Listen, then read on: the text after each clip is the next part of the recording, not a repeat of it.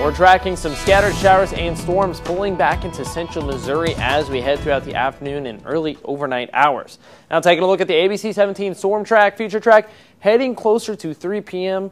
and school time for many kids. Going to be still tracking some of those scattered showers and storms. A lot of this going to be confined to the western half of the viewing area. So still going to be seeing some rainfall and could hear some rumbles of thunder associated with this system. By 6 p.m., heavier rain going to be kind of moving towards the eastern portion of mid-Missouri. Still going to be seeing some heavier showers in portions such as Columbia, Jefferson City, and possibly California as the heavier cell dust kick back into the region. Now, really just going to be looking at rainfall and some thunder with this system, but eventually we'll push off to the northeast as we head off into the early overnight hours, looking at 9 p.m. And eventually, as we head off into Friday early morning, we'll see a little bit of a lull in the action before the possibility of some isolated storms as we head off into Friday afternoon. Now, just with this rainfall we're going to be seeing today, we're going to be seeing some areas getting up to ½ of an inch at very most, going to be isolated in those areas, but we're going to be looking at rainfall totals more widespread up to about ½ of an inch, so not going to be doing too much to help us with the drought that we're seeing across much of central Missouri.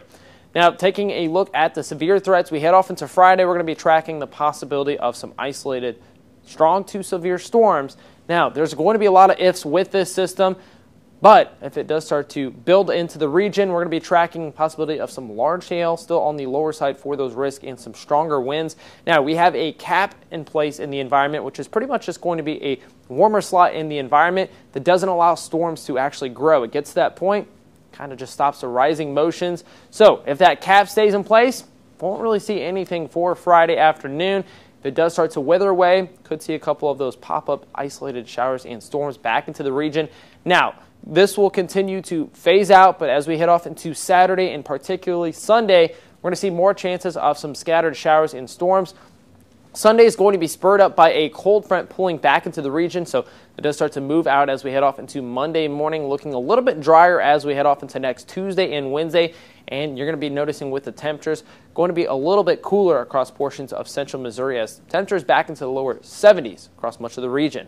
Now, the next 7-day total for our rainfall going to be looking at up to 1 inch across much of central Missouri, but really going to be seeing some isolated areas only reaching that 1 inch mark. A lot of areas going to be about ½ of an inch or less.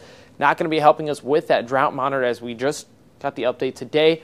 Tracking some extreme drought in portions of Boone County, heading down to the southwest, just south of Sedalia. So that's going to be the newest update, and the severe drought going to be expanding across many more portions to the northwest of central Missouri. We'll take any rainfall we can get at this point. The next week doesn't look like it's going to be helping us too much, though, especially as we head off into midweek next week where we track a high pressure system pulling back to the region, which means we're going to be seeing drier conditions.